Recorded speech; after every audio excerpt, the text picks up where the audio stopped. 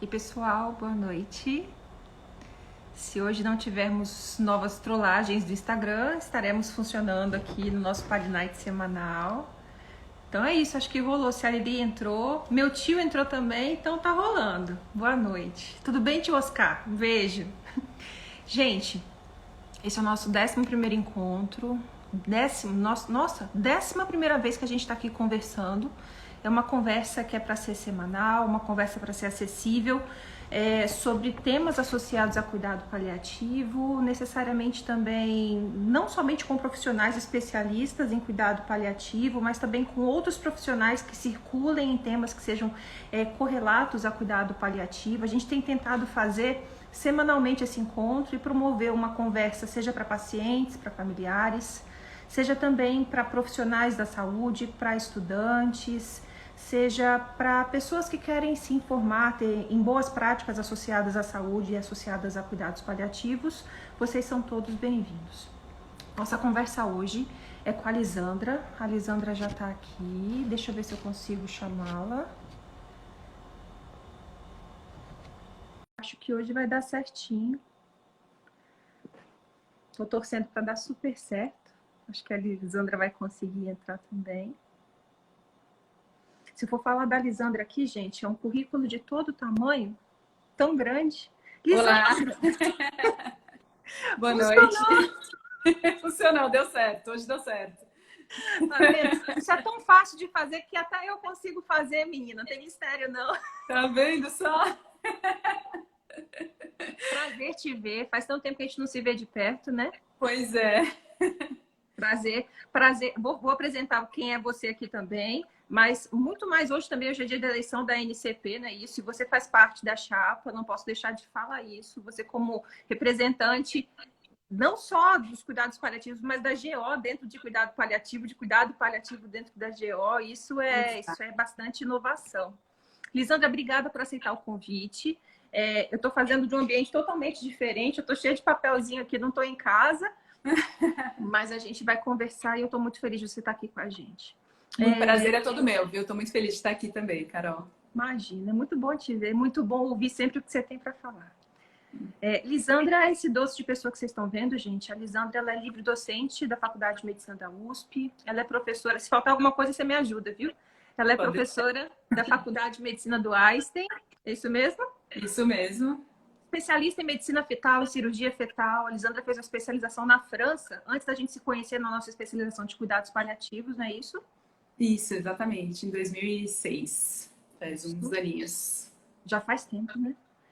A Lisandra talvez, eu não sei se é a única, mas um dos cérebros que formulou o GAI, né? Que é o Grupo de Atenção Integral à Gestante de Alto Risco. Fala um pouquinho disso, Lisandra. O GAI é o Grupo de Apoio Integral a Gestantes e Familiares de Fetos com Malformação, né? Então, ele foi inicialmente pensado como um grupo estruturador de cuidado mesmo, depois de diagnóstico de malformação. Então, a gente sabe que o diagnóstico de malformação traz um impacto gigante na família, né? Ninguém nunca imagina que vai ter um bebê com malformação, a pessoa tá grávida, ela não imagina que vai descobrir algum tipo de malformação, né? Nenhum de nós imagina que vai passar por isso, sai completamente de tudo que a gente imagina como o ideal da gestação, né? Então, o GAI, ele foi estruturado justamente pensando na estruturação do cuidado. Então, tanto no tratamento da doença, quanto na organização do cuidado como um todo, que inclui a organização familiar, a organização social dessa gestante, inclui identificar os valores. Entendi. O GAI é de que ano, Lisandra? Começou em 2015, finalzinho de 2014, começo de 2015. A gente se conheceu em 2015, que foi na pós de cuidado paliativo no CIS, né?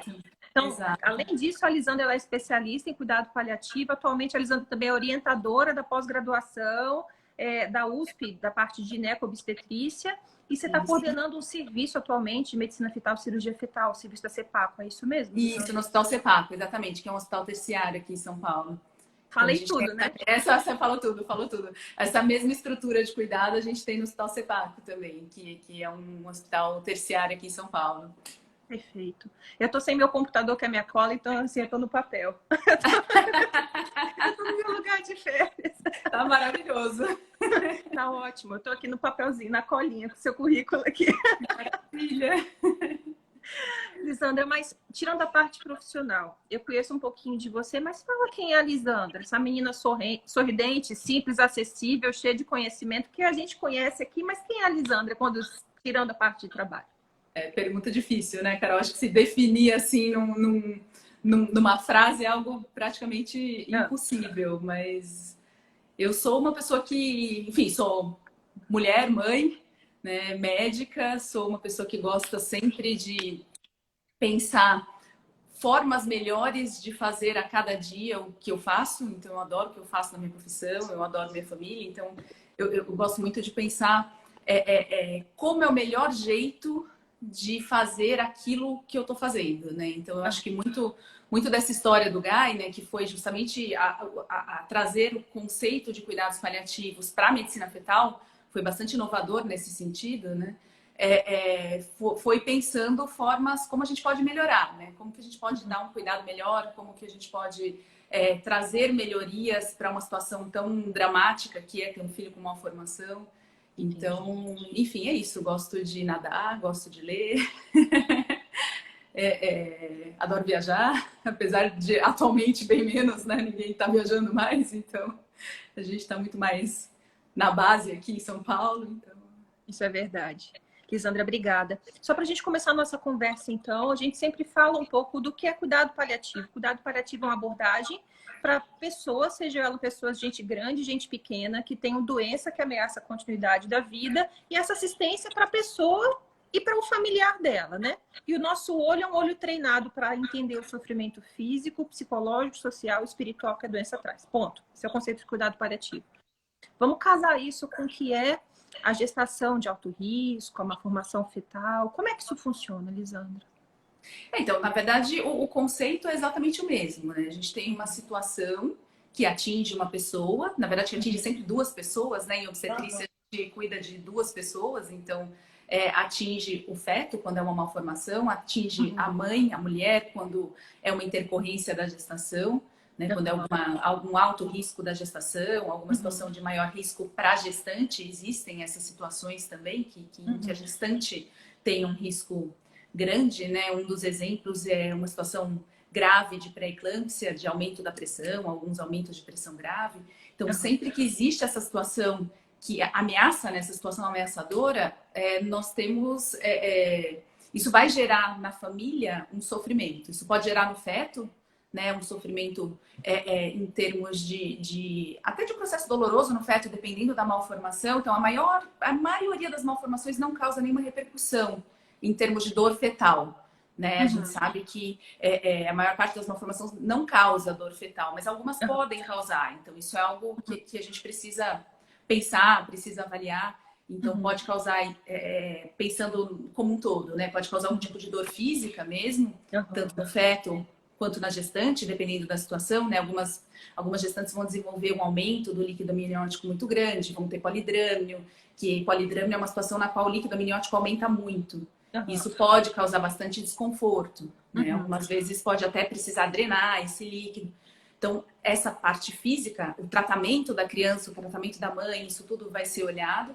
E além disso, a gente vai olhar também para todo o contexto daquela gestante, daquela família, daquela mulher que está ali, né? Então, quem é a mulher? Quem é essa criança que já tem uma história desde o momento da gravidez? Então, isso é algo importante da gente entender, né? Quem é essa criança que está ali na barriga? Que ali na barriga já tem uma personalidade, ela chuta a tal horas, acontece tal coisa, mexe quando ouve tal música. Então, isso a gente vê já desde muito cedo, né?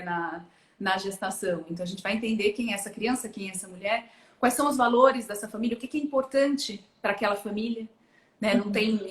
Não existe uma coisa única que vai ser importante para todas as famílias, né? Para algumas famílias é fundamental ir com a criança na gravidez em algum momento, para algum lugar específico, né? Para outras famílias é fundamental ir fazer com que levar a criança na barriga, conhecer uma pessoa específica, alguns aspectos religiosos. Então, o que é importante do ponto de vista religioso para aquela família, o que faz sentido, né, do ponto de vista religioso, espiritual para aquela família. Então, é incluir tudo isso no processo de cuidado. Né? Incluir cada uma dessas partes e identificar realmente quem é aquela família, quem é aquele pai, quem são os avós, e o que faz parte, o que faz sentido no contexto familiar, considerando cada situação. Entendi. Lisandra, se a gente fosse olhar para trás na história de como essa conversa começa, como é que essa conversa de casar cuidado paliativo e medicina fetal, obstetrícia de alto risco, começou no mundo, começou no Brasil? Você fala um pouquinho. Isso é bem recente no mundo, de forma geral, né? Se a gente pensar cuidados paliativos de forma geral, começou ali na década de 50, começou faz bastante tempo, né? E tem toda uma história para contar, né? Pensando em medicina fetal, né, já no momento pré-natal, essa história começou um pouquinho antes dos anos 2000, assim, primeiro relato que falou assim, ó, nós vamos pensar em cuidar, olha, gente, a gente pode olhar para isso como, a gente pode olhar para essa situação como algo passível de um cuidado mais amplo, a gente pode incluir os valores da família nesse cuidado. Isso, o primeiro relato, assim, um pouquinho mais estruturado, foi nos anos 2000. Então, é uma história bem recente, né? No mundo, de forma geral. A gente está falando de ontem, exatamente. Então, eu costumo brincar que a gente está engatinhando, né? Ainda mais se comparar com cuidados paliativos de adulto, de oncologia, a gente está muito engatinhando. Sim. Então, tem muita, claro, tem algumas semelhanças, mas de forma geral, tem algumas situações que são bastante específicas, né? Do momento perinatal, do momento pré-natal. Então, não dá simplesmente para transpor. Conta para mim, fala. Eu não sou obstetra, eu sou uma médica intensivista, uma médica paliativista. Estou dando uma de João sem braço aqui, sabe, Isadora? Mas como é que é tão diferente isso que você está trazendo da obstetrícia? Não, tem algumas coisas que são comuns, mas algo que é bastante particular, né, é essa situação de ter um filho que mora na barriga, que depende 100% da mãe. Então, a gente tem algumas situações, por exemplo, quando a gente vai... algumas doenças precisam de tratamento intrauterino, então precisam da realização de uma cirurgia fetal. Então, a gente vai fazer uma cirurgia, né, para tratar o feto que está doente na barriga. Né? Vou citar 2 exemplos de cirurgias que a gente faz bastante. Então, uma delas, mielomeningocele, é um defeito na abertura da coluna, então a coluna não fecha como deveria, né? E aí o tecido nervoso da coluna fica exposto no líquido amniótico. Isso vai causando uma lesão ao longo da vida intrauterina, né? Enquanto o bebê está ali no útero, esse tecido vai sendo lesado. Então, a gente vai corrigir, fazer uma cirurgia para fechar a pele, fechar a coluna, fechar a musculatura e deixar o tecido nervoso lá para dentro, né? Esse é um dos exemplos de cirurgia que a gente faz na vida intrauterina. Outro exemplo é a hernia diafragmática, que é um defeito no diafragma. O diafragma é o músculo da respiração. Então, existe o músculo da respiração não forma como deveria e ele separa as coisas do tórax, né? Todas as estruturas do tórax do que está na barriga. Como ele não forma como deveria, as estruturas da barriga sobem para o tórax, para onde fica o pulmão, e atrapalham o desenvolvimento do pulmão. E essa é uma situação em que também existe uma cirurgia que a gente faz, que é a colocação de um balãozinho na traqueia que vai estimular o crescimento do pulmão. Então, são 2 situações em que existe possibilidade de tratamento, de cirurgia intrauterina. E essa é uma situação completamente única na medicina, né? Porque a mãe, ela não tem nenhuma doença, ela não precisa de nenhum tratamento. Mas para fazer a cirurgia no feto, a gente precisa fazer também uma cirurgia na mãe. Então, ela faz uma cirurgia para tratar o filho, né? Porque passa por ela. Então, ela se coloca em risco, entre aspas, né? Porque tem risco para ela, tem algum risco para ela, os riscos são baixos, mas existem, para tratar o filho. Então, é uma situação muito particular em medicina, na qual a gente tem ainda o bebê que está ligado à mãe, que não sobrevive sem ela, né? E que tem uma doença, uma criança que ainda não foi conhecida fisicamente, né? Então, se pensar assim, quando a gente tem uma situação de alguém já nascido doente, é uma pessoa que a gente conhece fisicamente, a gente sabe a carinha dela, a gente, né? A gente tem um conhecimento físico. No caso do feto, do bebê que está na barriga ainda, esse bebê não é conhecido fisicamente. né? Então, a gente tem ideia pelo ultrassom, a gente tem mais, assim, saber a cor do olho, a cor do cabelo, tudo aquilo que a gente quer saber de um filho, né? O tamanho do pé, como é o dedinho, como é a mãozinha, tudo aquilo que a gente quer de concreto, né? Que a gente fica pensando quando a gente está grávida, poxa, como que vai ser, qual vai ser a cor do olho, isso tudo ainda não é conhecido. Então, a gente está falando de uma criança que a família ainda não conhece fisicamente, né? Ela conhece, ela tem a sensação, ela sente mexer, aquela criança tá ali, ela tem vida e ela tem uma história. Mas ela ainda não foi encontrada fisicamente, ainda não teve esse encontro físico. Sim. Né? Então, é uma situação bastante particular nesse sentido, né? A gente está falando de uma situação em que a gente não tem a concretização, entre aspas, do conhecimento da presença daquela criança fora da barriga, né? Entendo. Então, isso é uma situação muito... que acontece também muito na imaginação, né? Os pais imaginam, a gente como pai e mãe, né? A gente vai imaginar, meu filho tem tal cor do cabelo, tal cor de olho. Em geral, não é nada daquilo também, eles nascem diferente do que a gente imaginou, mas... Por exemplo, pelo que eu lembro também, você me corrige, Elisandra, a gente tem malformações que malformações letais, são malformações que, infelizmente, aquele feto provavelmente ou não vai sobreviver ao parto, ou vai sobreviver um curtinho tempo, né, depois do parto. Existem algumas outras malformações que a gente sabe que tem um prognóstico ruim, mas a gente não consegue ser tão certo assim. E tem umas outras, como, por exemplo, a hérnia diafragmática que você citou, que é passível, inclusive, de um tratamento modificador intraútero, mas pode ser, inclusive, que no pós-parto, essa criança vai continuar precisando de cirurgia, de assistência UTI, de intervenção, de assistência no centro terciário, que vai dizer que essa família, essa mãe, essa criança não precisam de cuidado paliativo, inclusive para isso, né? Exatamente. Quando a gente pensa em malformação, né, existe toda, você explicou perfeitamente, né? Eu falei Uma certo. eu só incluiria aquelas malformações que trazem muito pouca repercussão, ainda como um quarto tipo de malformação, Entendi. né? Por exemplo, uma dilatação de rim que não traz de um lado só, que não vai trazer nenhuma repercussão mais grave para a vida, né? Mas sempre que a gente tem essas malformações que a gente chama maiores, o que são as malformações maiores? São todas aquelas que vão precisar de algum tratamento mais intensivo, que vão precisar de cirurgia, né? Então, a gente tem, por exemplo, a hérnia diafragmática, tem algumas cardiopatias, né? Alguns problemas de coração que vão precisar de uma cirurgia e que a criança tem uma altíssima chance de ficar bem, não tem... Mas ainda assim, vai ter... São crianças que vão precisar de um cuidado intensivo, que eles saem daquela história natural que a gente imagina como pai e mãe, de nascer, vir mamar e ir para casa com os pais, né? Que vão, depois que nascer, precisar ficar na UTI, precisar de uma cirurgia, precisar, enfim, vai haver todo um processo de cuidado que inclui, muitas vezes, a separação do pai e da mãe da criança, né? Que é muito doloroso também.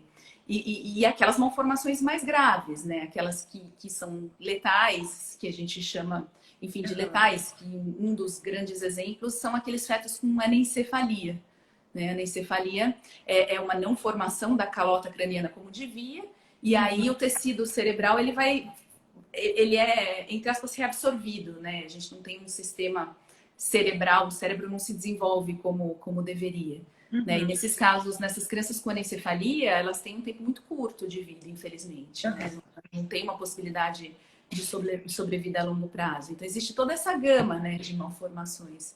E todas elas têm indicação de segmento em cuidados paliativos.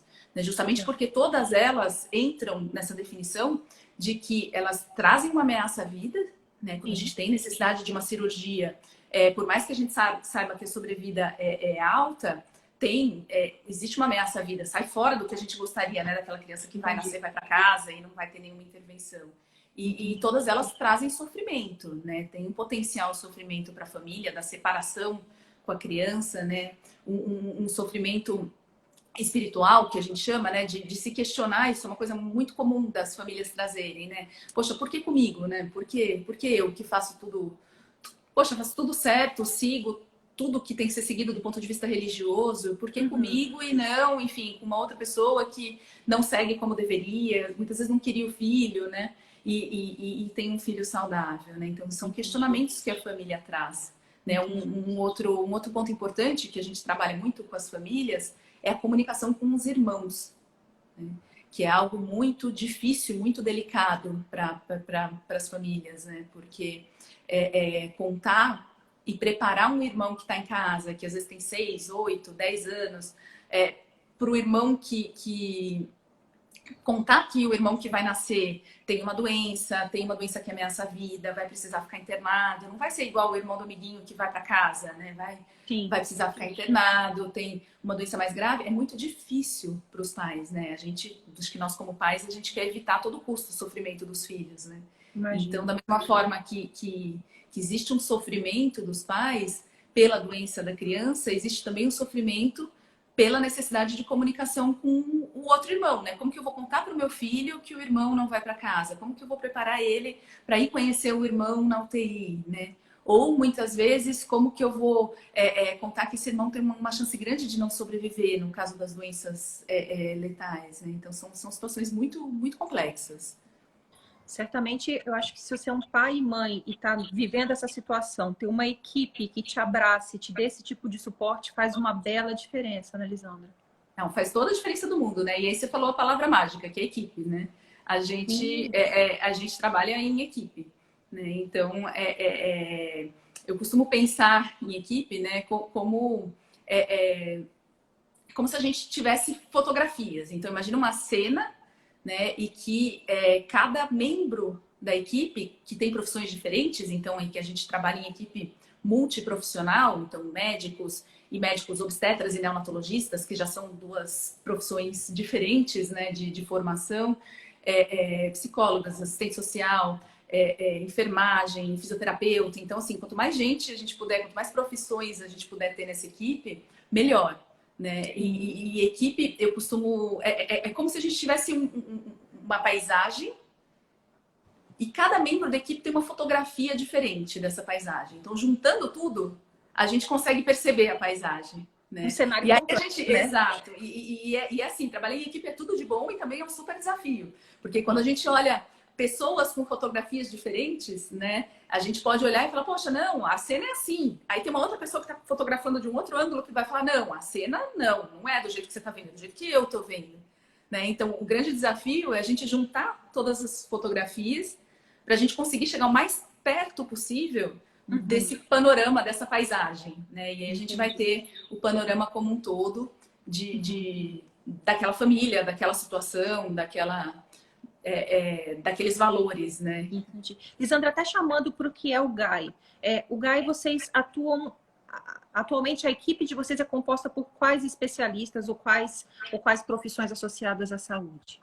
Então, tem fisioterapeuta, psicólogo, médicos, enfermagem, assistente social. Eu tive a sorte de conhecer a enfermeira e assistente social. São as Exatamente. A gente fez o curso de cuidados paliativos junto, né? A história do GAI foi super, do GAI e do HC. Agora a gente ampliou o GAI, tem o GAI no CEPAC também. Então, uau, o GAI, ele tá ampliado. A gente montou um GAI no Hospital CEPAC também. E a história começou lá atrás, né? E a gente teve um super suporte lá no Hospital das Clínicas quando a gente começou a criar, foi um super suporte institucional. Isso é uma coisa que é muito bacana, né? Que é uma instituição que olha para o cuidado como esse cuidado completo. Né? Porque o cuidar, ele é muito mais do que tratar uma doença. É óbvio que a gente precisa tratar as doenças quando elas têm possibilidade de tratamento, né? E da melhor forma possível, usando toda a tecnologia que cabe àquela doença. Mas é importante também olhar o cuidado como um todo. Então, teve uma supervisão institucional também. Então, a gente fez, financiado, inclusive, pelo serviço na época, o curso de formação em cuidados paliativos, né? Que foi com a Tercília e a Natália, que são assistente social e enfermeira. São criaturas maravilhosas, né? Exato. Maravilhosas. Parceiras, assim, para a vida. Sei. E Lisandra, o olhar e a prática e a abordagem de vocês é diferente ou tem objetivos específicos em cada fase dessa? Pré-natal, parto, pós-parto? Você consegue falar um pouquinho disso pra gente? Consigo sim.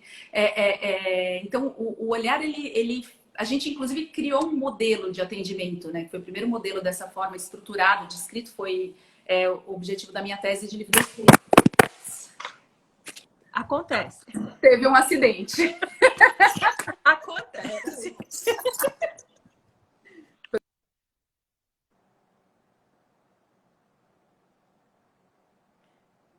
Espera aí que acho que deu alguma coisa na conexão. Voltei. Voltou. Agora voltou. Deu certo? O bom da live é isso, que a gente paga o mico aqui mesmo. Paga o mico, já dá tudo. Nem lembro onde eu estava. Eu estava no... Você falou da sua tese, foi assunto da sua tese. Isso. A gente criou um modelo de atendimento estruturado, né? Baseado na experiência que a gente teve lá no GAI. Peraí, deixa eu só centralizar que eu estou fora do centro. Pronto.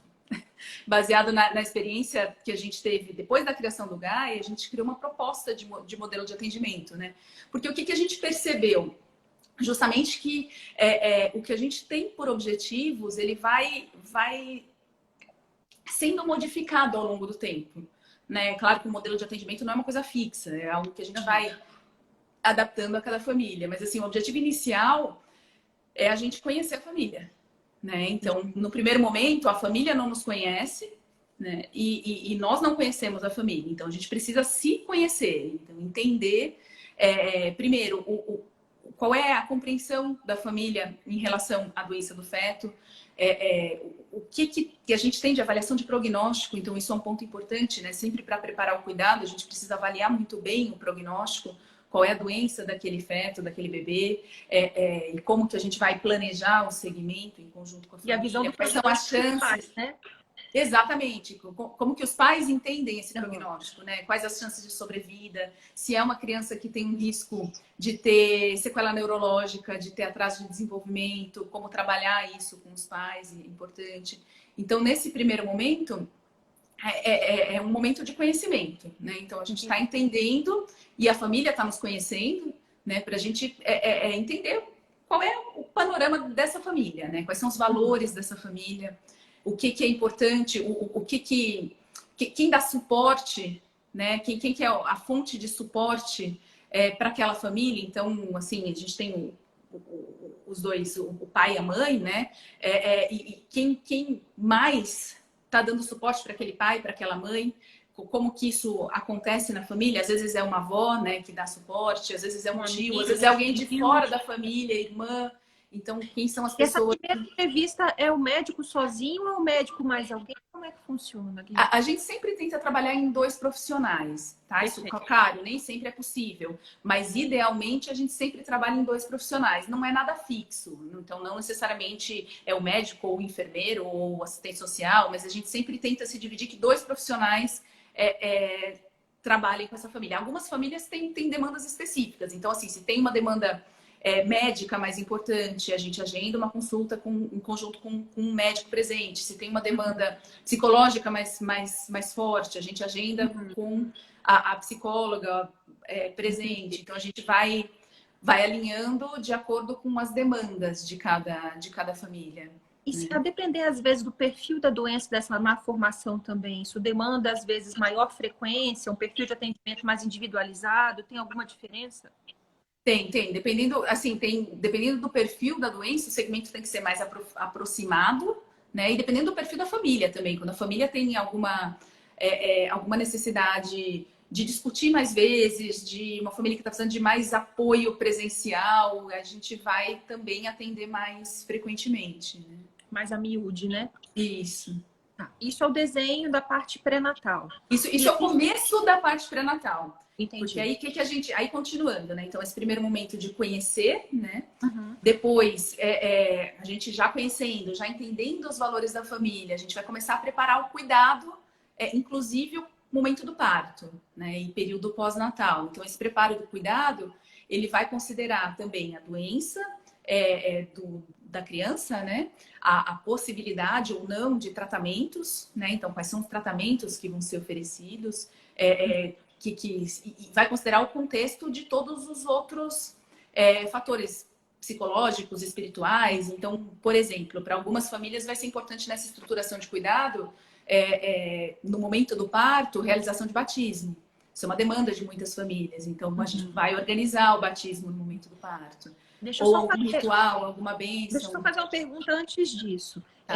Existem doenças que serão doenças, por exemplo, que o desenho vai ser um desenho totalmente direcionado ou desenvolvido, por exemplo, para um cuidado de conforto exclusivo, sem possibilidade, às vezes, de uma cirurgia, sem possibilidade de Existem. oferecer suporte avançado para o neonato. Isso é frequente, Lisandra? Isso existe, isso é frequente, assim, que a gente recebe uma população muito referenciada, né? Sim.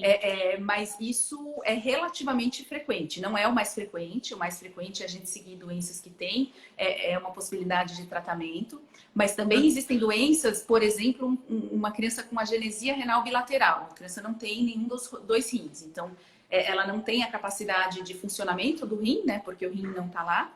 E como ela não tem os rins, ela não produz o líquido amniótico, porque o líquido amniótico, o líquido que envolve o bebê, ele é feito da urina do bebê, né? Então, o bebê que não urina, porque não tem os rins, não tem líquido amniótico, e não ter líquido amniótico faz com que o pulmão não se forme.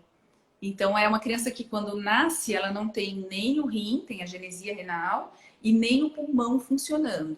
Então, não existe na medicina uma possibilidade de tratamento que faça com que a criança possa sobreviver. Né? Existem raros casos descritos, mas aí sai completamente e com muito risco, tanto para a criança quanto para a mãe.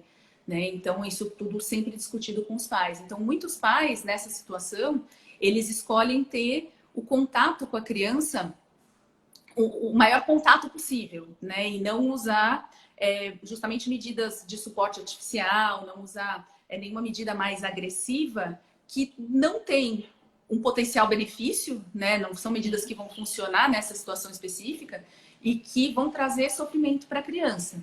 Né? Então, são medidas que não, elas até algumas vezes prolongam alguns minutos a vida, mas elas não têm o potencial benefício de fazer com que aquela criança vá para casa, que aquela criança sobreviva a longo prazo. Então, muitas famílias acabam optando por trazer essa criança o mais perto possível. Isso também vai ser planejado durante o pré-natal. E para isso, aí que é um ponto muito importante, né? É fundamental a gente conhecer os valores da família. Né? Porque isso vai ser muito programado em conjunto com a família.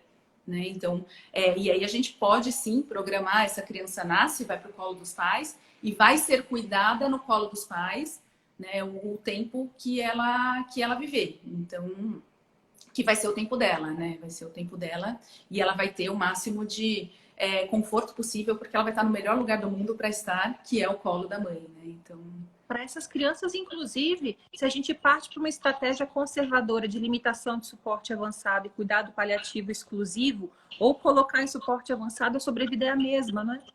Porque exatamente. A sobrevida é a mesma. Mesmo. A sobrevida, o suporte avançado, ele não tem o potencial de mudar a sobrevida.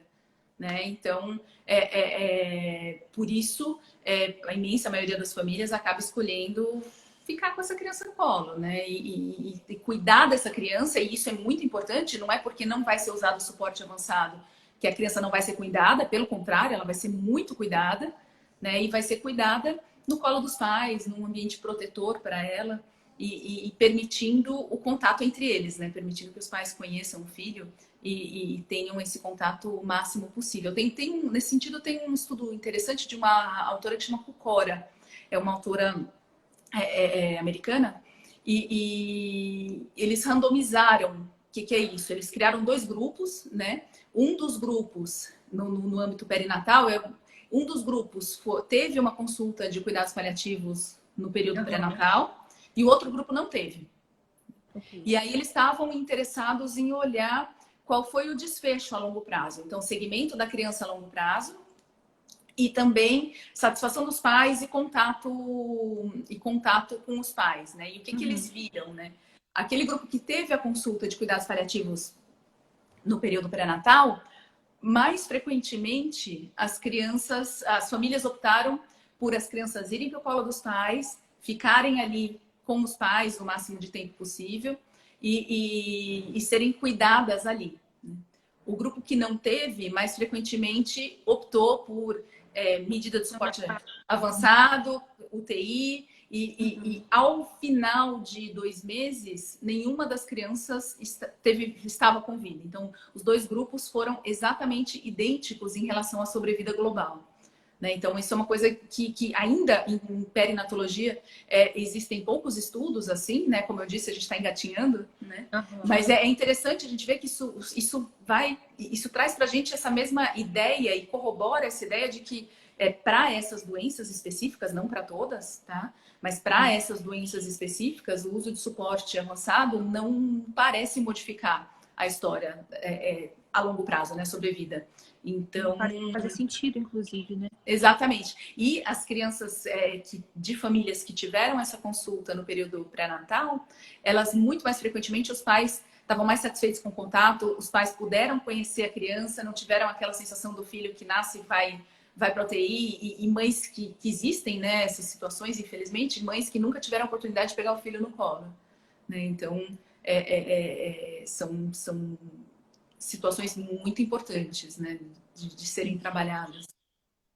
Lisandra, você estava colocando um ponto super importante, acabou que eu voltei atrás, mas estava falando das demandas que esses pais apresentam, justamente o que vocês vão construindo no que seja um planejamento de parto, para fazer acontecer essas demandas únicas das famílias, né?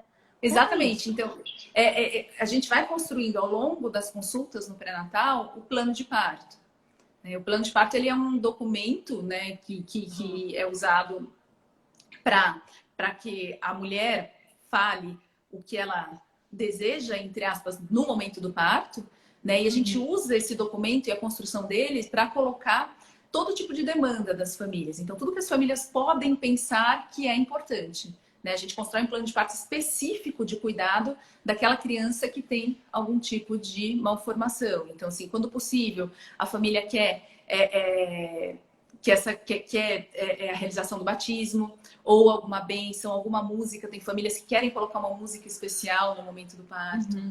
Quando a gente está frente a algumas situações, por exemplo, que não tem possibilidade de tratamento curativo, para as quais se opta por não usar suporte avançado de vida, a gente muitas vezes as famílias acabam optando por um parto mais natural possível. Então, parto normal, sem monitorização, porque da mesma forma que não é benéfico o uso de suporte avançado de vida, também não é benéfico a realização de uma cesariana, por exemplo, né, que vai trazer um risco para a gestante. A gente sabe que a cesariana tem um risco aumentado para a gestante, não só para essa gestação de sangramento, de infecção, mas como para gestações futuras, né?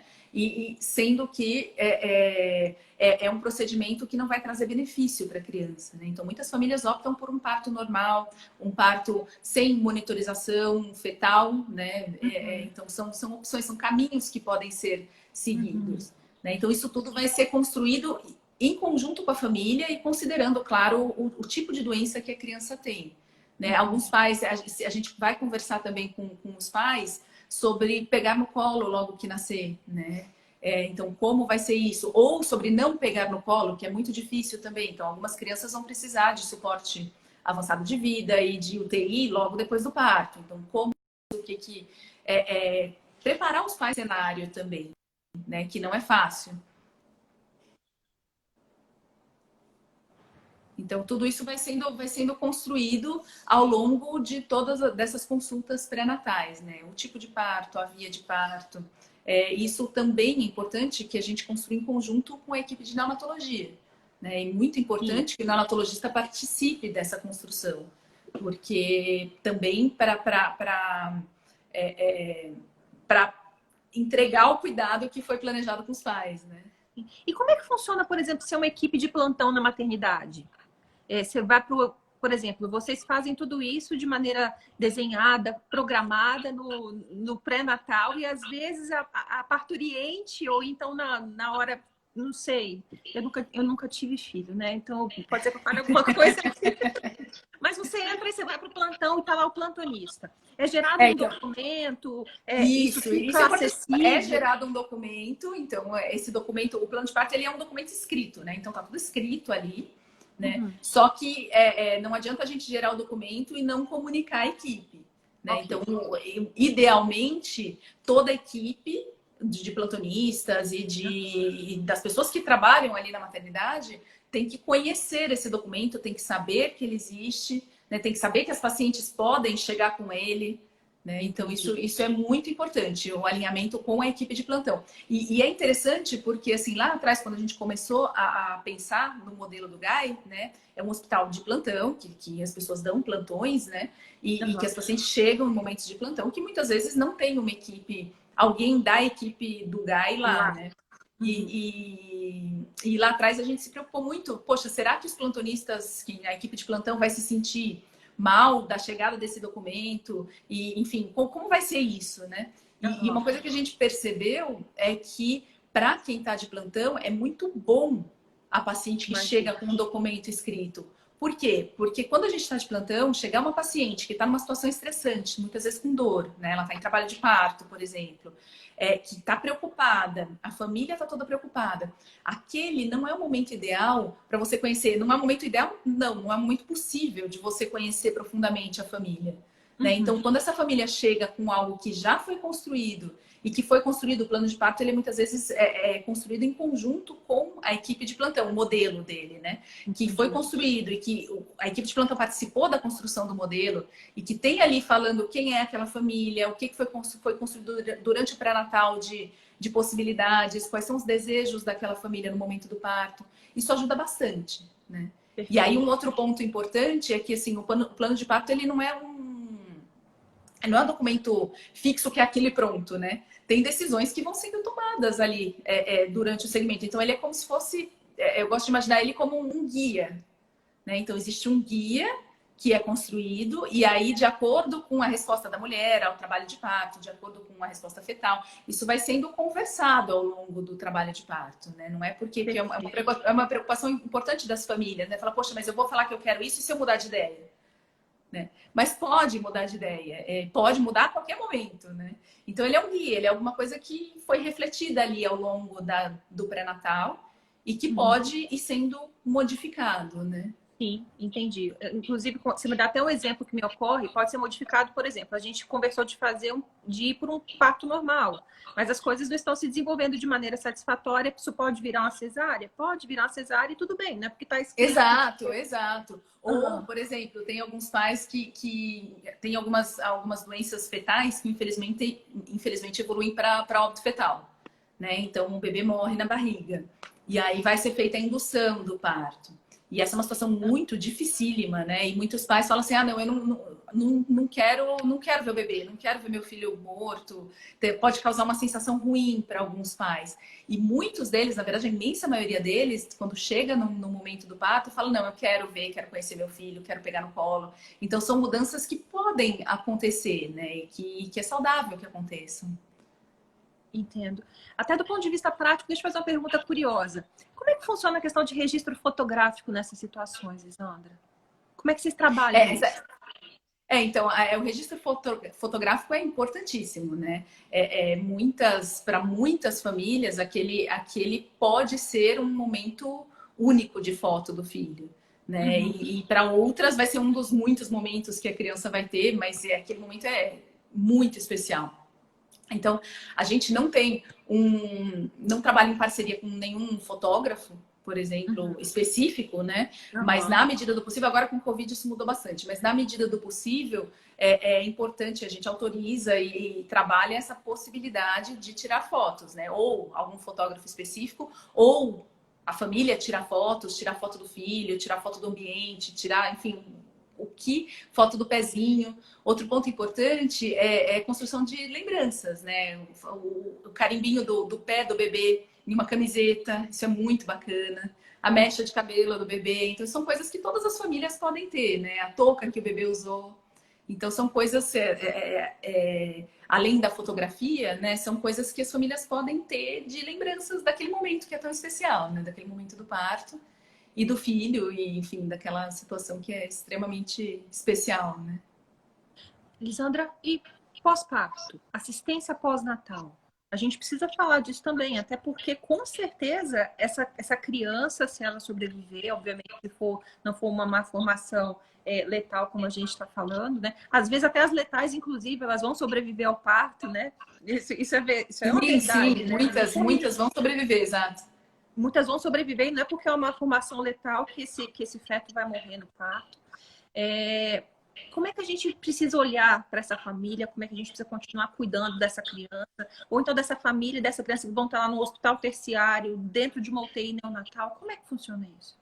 Então, isso é fundamental, né? O trabalho, ele não acaba quando a criança nasce. Ele, na verdade, muitas vezes começa quando a criança nasce, né? Ele começa de forma estruturada. Então, o nascimento da criança é um momento crucial. Nesse momento do parto, ele é crucial porque é o momento em que a criança que está na barriga, e que na barriga a placenta faz a função de pulmão, a placenta faz a função de rim, a placenta traz todos os nutrientes para a criança, né? Então, no momento que se corta o cordão, é que a gente vai começar a ver as repercussões daquela doença, né? Então, esse cuidado que começou no pré-natal, é importante que ele continue depois do parto.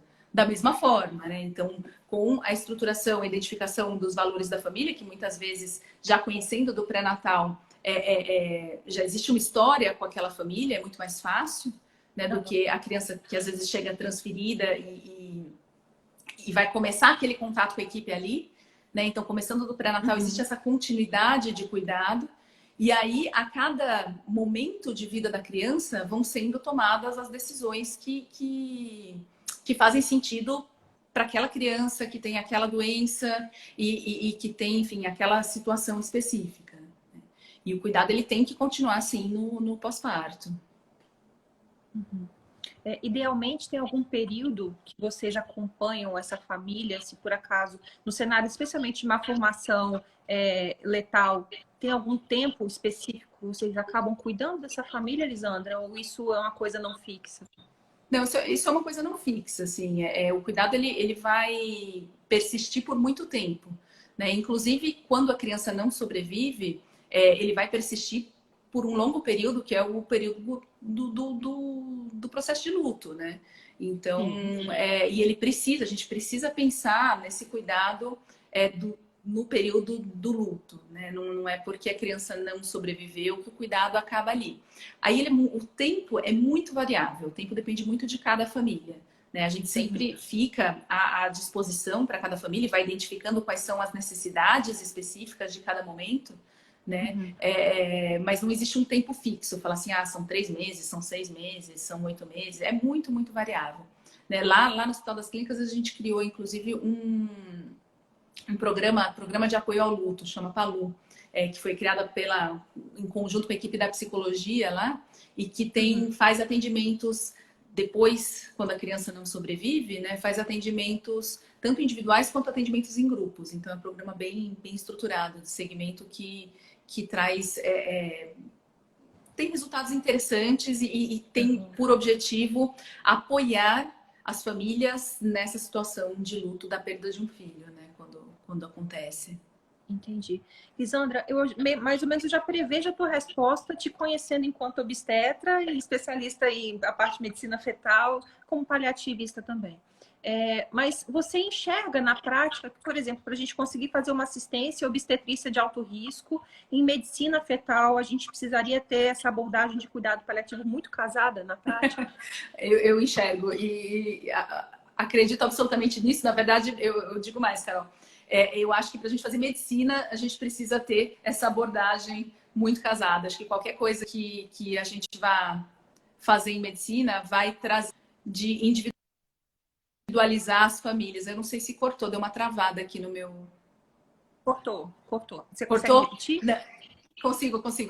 O que eu disse é que eu enxergo mais, na verdade. Eu enxergo que para a gente fazer medicina, a gente precisa ter essa abordagem, essa formação em cuidados paliativos. Assim, é algo que traz na formação, que agrega um olhar mais amplo, né? O olhar do cuidado como não exclusivamente tratamento. A gente vai tratar e também a gente vai olhar os aspectos psicológicos, sociais, religiosos, a gente vai olhar o panorama mais amplo de cada família, né? Pra gente cuidar. Porque senão não adianta, sei lá, chega uma paciente vou dar um exemplo, uma paciente gestante que eu estou acompanhando que tem pré-eclâmpsia, e eu estou ali preocupada com a pré-eclâmpsia, e óbvio que eu tenho que estar preocupada com a pré-eclâmpsia, porque causa um risco a ela, né? Só que ela tem uma demanda outra, que não pode não ser a pré-eclâmpsia, pode ser em relação à conversa com o filho, pode ser em relação à organização em casa. Se a gente não cuida também dessa outra demanda, né, a gente não vai estar dando o melhor cuidado, né? A paciente vai sair dali descontente e pensando, poxa, eu vim até aqui e não tive meu problema resolvido, né? Então a gente tem que ter um olhar mais amplo. Eu acho que a gente acaba fazendo assistência capenga, né? Exato, fica uma assistência capenga, com um olhar num ponto só, né?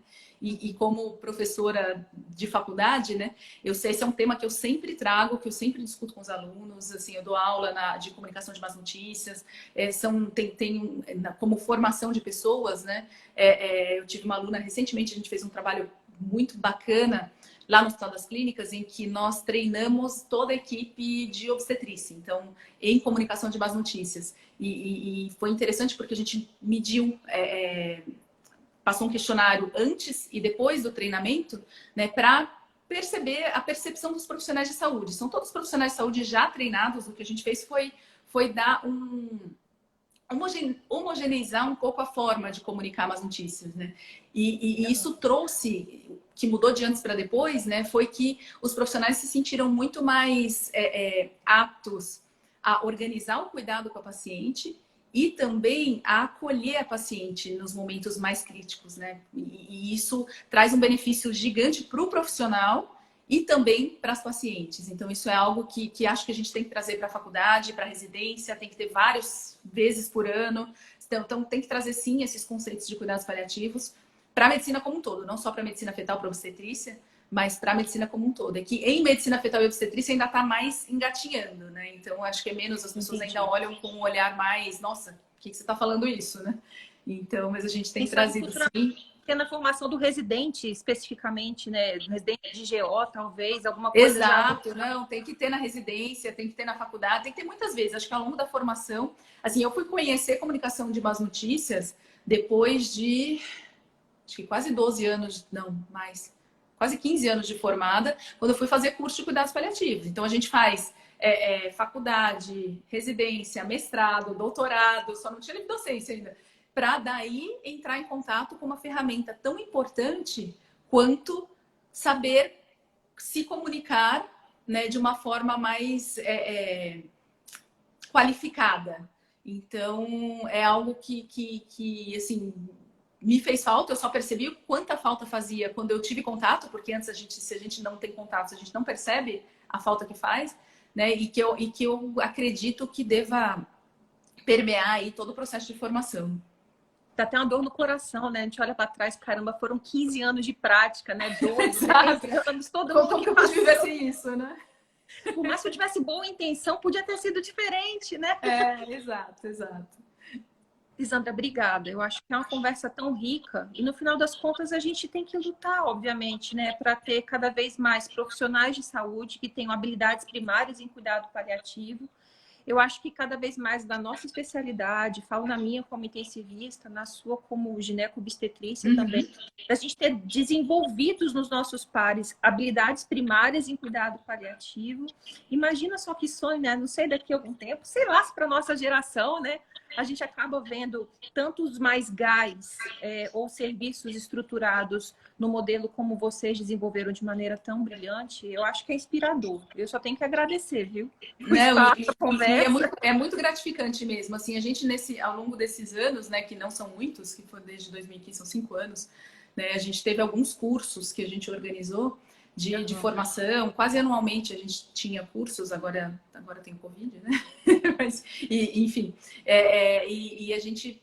Algumas das pessoas que fizeram cursos com a gente já têm modelos mais estruturados, então é muito gostoso ver isso crescendo, né? A ideia é realmente que a gente possa colocar, eu costumo falar que são sementinhas, né? A gente vai plantando sementinhas e aí essas sementinhas vão crescendo, crescendo, crescendo, até que no futuro a gente pode estar falando, de forma geral no Brasil, uma linguagem mais homogênea, né? Que a gente tenha essa possibilidade o tempo inteiro, né? Uma coisa que a gente não falou aqui, que é muito importante, é a questão da perda fetal precoce, né? Então, tem algumas pacientes que perdem no começo da gestação, que tem um abortamento, né? Então, a gente poder estruturar também as equipes para cuidar das gestantes nessa situação tão drástica, né? Com esse mesmo modelo, com esse mesmo olhar, né? Conversando, identificando em cada gestante o que é importante para elas naquele momento de dor, identificando as causas de sofrimento, acolhendo, permitindo, possibilitando as famílias, as gestantes, a conhecerem o bebê, mesmo ele não estando mais com vida, né? Uma coisa que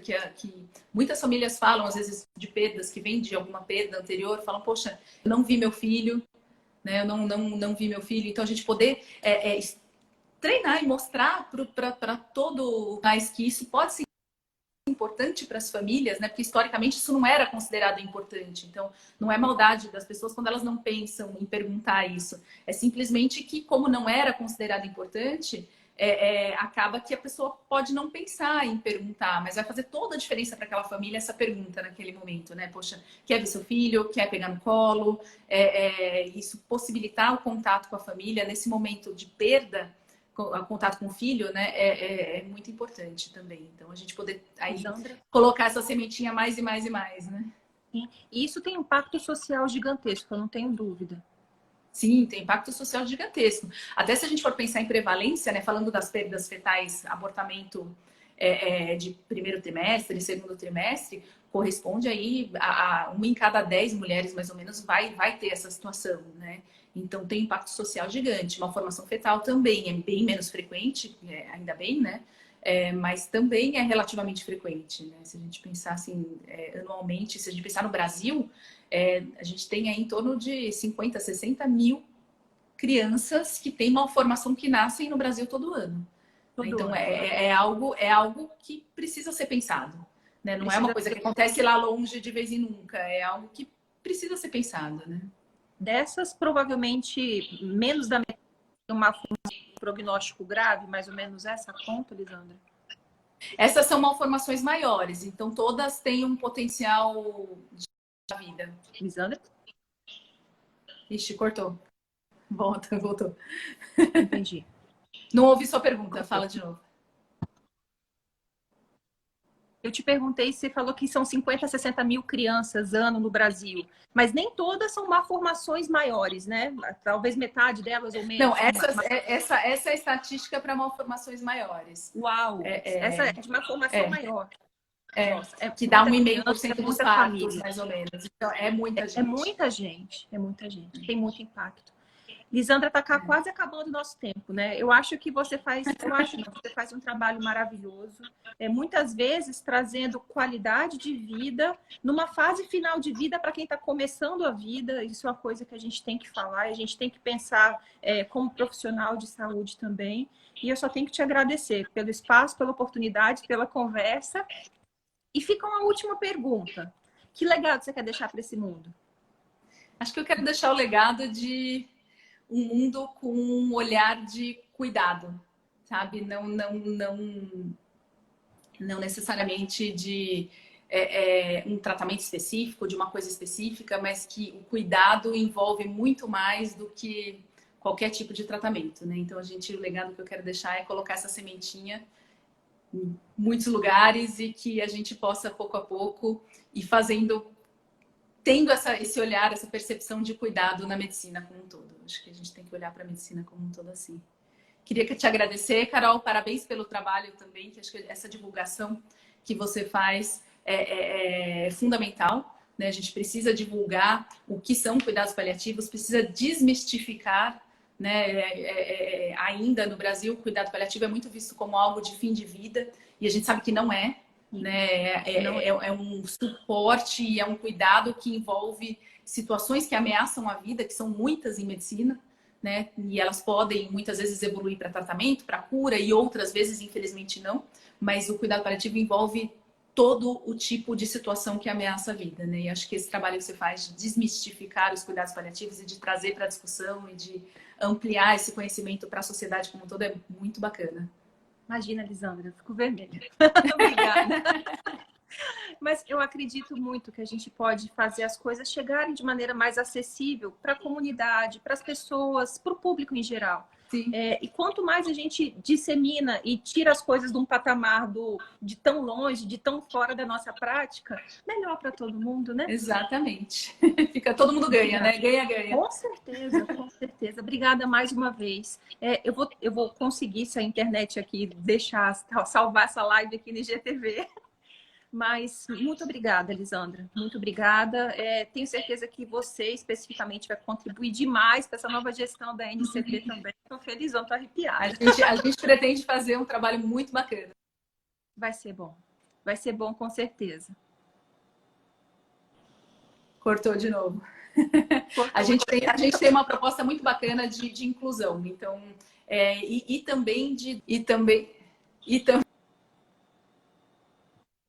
vai dar certo. E também de dar suporte para outros grupos, né, que queiram justamente essa ideia da sementinha, né, de dar suporte institucional no que as pessoas precisarem para todos os grupos que queiram se criar e implementar ações em cuidados paliativos. Né? Isso é importante, muito importante. Obrigada mais uma vez. Gente, obrigada para quem esteve aqui com a gente, para quem interagiu. Tchau, pessoal. Também. Prazer. Boa noite, um beijo. Boa noite.